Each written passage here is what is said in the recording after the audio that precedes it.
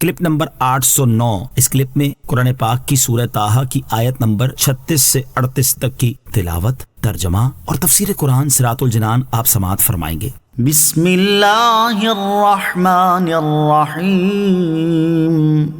ترجمہ: اللہ کے نام سے شروع جو نہایت مہربان رحمت والا ہے۔ قال قد اوتیت سؤلک یا موسیٰ۔ ترجمہ: اللہ نے فرمایا، اے موسیٰ تیرا سوال تجھے عطا کر دیا گیا۔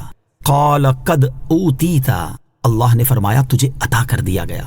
حضرت موسیٰ علیہ السلام کی اس درخواست پر اللہ تعالیٰ نے ارشاد فرمایا، اے موسیٰ علیہ السلام تجھے وہ تمام چیزیں عطا کر دی گئیں جن کا تو نے ہم سے سوال کیا ہے۔ علماء اور نیک بندوں کی صحبت اختیار کرنے کی ترغیب۔ یاد رہے کہ اللہ تعالیٰ اپنے کسی بندے کو جاہلوں کی صحبت سے محفوظ فرما دے اور علماء و صلحاء کی صحبت اختیار کرنے کی توفیق عطا کر دے تو یہ اس کا بہت بڑا احسان اور انعام ہے، کیونکہ یہ حضرات بندے سے گناہوں کے بوجھ اتارنے میں معاون و مددگار اور نیک اعمال کی راہ پر آسانی سے چلنے میں ہادی اور رہنما ہوتے ہیں۔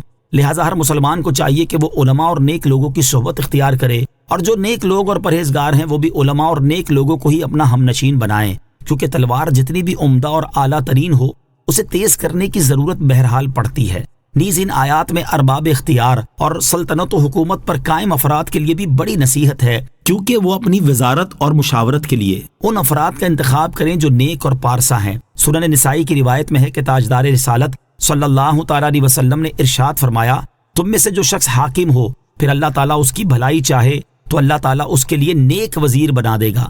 اگر حکمران کوئی بات بھول جائے تو وہ اسے یاد دلا دے گا، اور اگر وہ یاد رکھے تو وہ اس کی مدد کرے گا۔ وَلَقَدْ مَنَنَّا عَلَيْكَ مَرَّةً أُخْرَى۔ ترجمہ: اور بے شک ہم نے تجھ پر ایک مرتبہ اور بھی احسان فرمایا تھا۔ وَلَقَدْ مَنَنَّا عَلَيْكَ، اور بے شک ہم نے تجھ پر احسان فرمایا۔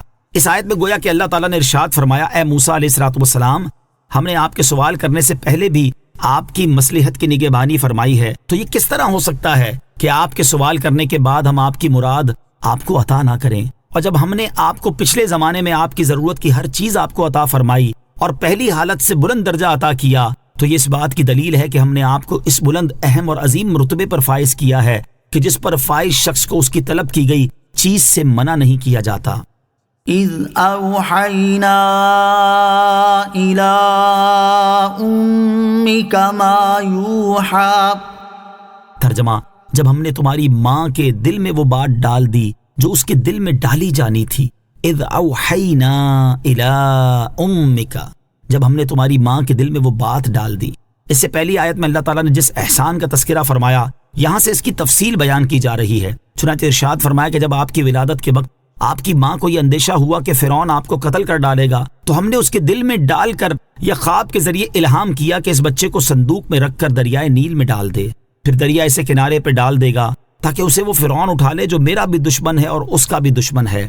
چنانچہ حضرت موسیٰ علیہ السلام کی والدہ نے ایک صندوق بنایا اور اس میں روئی بچھائی اور حضرت موسیٰ علیہ السلام کو اس میں رکھ کر صندوق بند کر دیا اور اس کی درزیں کیر کے روغن سے بند کر دی، پھر اس صندوق کو دریائے نیل میں بہا دیا۔ اس دریا سے ایک بڑی نہر نکل کر فرعون کے محل میں سے گزرتی تھی۔ فرعون اپنی بیوی آسیہ کے ساتھ نہر کے کنارے بیٹھا تھا۔ اس نے نہر میں صندوق آتا دیکھ کر غلاموں اور کنیزوں کو اسے نکالنے کا حکم دیا۔ وہ صندوق نکال کر سامنے لایا گیا اور جب اسے کھولا گیا تو اس میں ایک نورانی شکل کا فرزند جس کی پیشانی سے وجاہت و اقبال کے آثار نمودار تھے نظر آیا۔ اسے دیکھتے ہی فرعون کے دل میں بے پناہ محبت پیدا ہوئی۔ نوٹ: یہاں ایک بات یاد رہے کہ وحی صرف انبیاء کرام علیہ السلام کی طرف ہوتی ہے، اور قرآن مجید میں جہاں بھی وحی کا لفظ غیر نبی کے لیے آیا ہے وہاں اس سے الہام کرنا مراد ہوتا ہے۔